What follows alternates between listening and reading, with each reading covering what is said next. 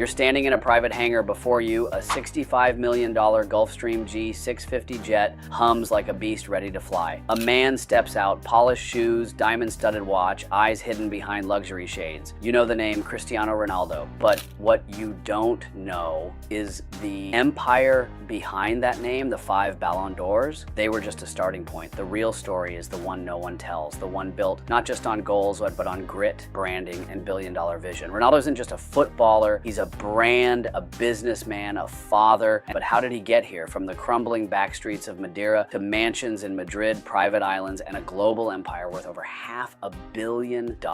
If you don't believe you're the best, you will never achieve all that you're capable of. This isn't just a story about football, it's about ambition, obsession, and the cost of greatness. Welcome to the hidden world of Cristiano Ronaldo's $500 million empire. Before the private jets, before the $2 million Bugattis, there was a boy, small, skinny, hungry, Madeira, Portugal, a paradise for tourists. But for little Cristiano, it was a prison of poverty. He shared a tiny room with his siblings. His father, a soldier who returned from war, never quite the same. Drinking became his escape. And young Cristiano, he ran to the streets, to the concrete pitches where dreams were born through bruises. His mother, Maria Dolores, worked as a cook and cleaner. She fought to feed 4 children, and often that meant skipping meals herself. Cristiano wasn't the most talented, but he was the most obsessed. He practiced for hours, even when no one was watching. I used to cry when I didn't have a pair of proper shoes. I wanted to play. Nothing else mattered. He played with broken shoes. He trained with older kids. He ran on faster than anyone else. Not because he was faster, but because he had to be. At 12,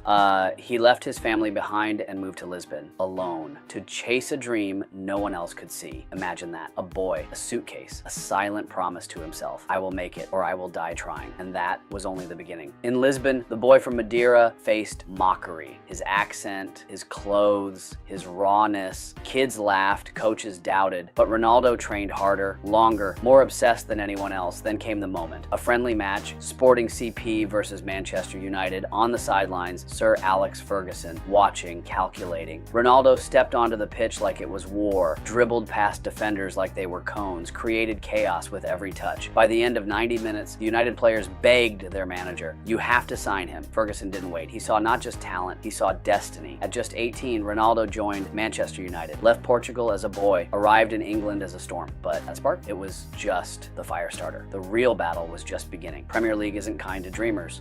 It chews them up, spits them out. Ronaldo was mocked for his stepovers, called a show-off, a diver, a pretty boy with no end product. But behind the scenes, though, he was training harder than anyone. Weights, sprint drills, shooting practice. While others slept, he ran sprints in the dark. Teammates recall he'd skip desserts, say no to parties, go home to ice baths and protein shakes. He studied videos of his own mistakes, obsessed over perfection, not just to be great, but to be the greatest. The first goal came, then the second, then a season with 42 goals, a Champions League, a Ballon d'Or. He silenced the critics, not with words, but with work. The grind never stopped. It only evolved. Real Madrid came calling, and history answered. A record-breaking $132 million transfer. Number 7 on his back, the weight of Galacticos on his shoulders. He didn't flinch. Goals rained, records fell. But Ronaldo wasn't just building stats, he was building an empire. CR7, once a jersey number, became a global brand. Sponsorships, Nike, Tag Heuer, Herbalife. His image, priceless. But it wasn't luck, it was strategy. A vision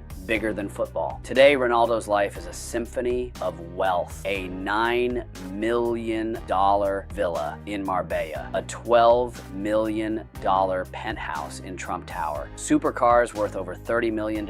Private jets, fashion lines, hotels in Lisbon, Madrid, Marrakesh. Each corner of the globe, he owns a piece of it. CR7 isn't just a logo. It's a lifestyle. It's gyms, fragrances, eyewear, denim, and soon even NFTs and digital ventures. He controls his image, his business, his destiny. And at the core, a work ethic untouched by comfort. But not all empires are built without cracks, accusations, court cases, critics, media firestorms. In 2017, a storm hit, personal allegations. It threatened to undo decades of image building. He denied, he fought, but the internet never forgets. He was labeled cold, arrogant, too obsessed with image. But behind closed closed doors? Cristiano wrestled with demons, loneliness, pressure, legacy. He became a father to 5. He lost a newborn son. He cried. He prayed. In the end, all the money means nothing if you don't have peace. Beneath the billionaire still beats the heart of that scared boy from Madeira. Today, Ronaldo trains with kids in Saudi Arabia, smiles wider, laughs louder, plays freer. He's given millions to hospitals, children's charities, and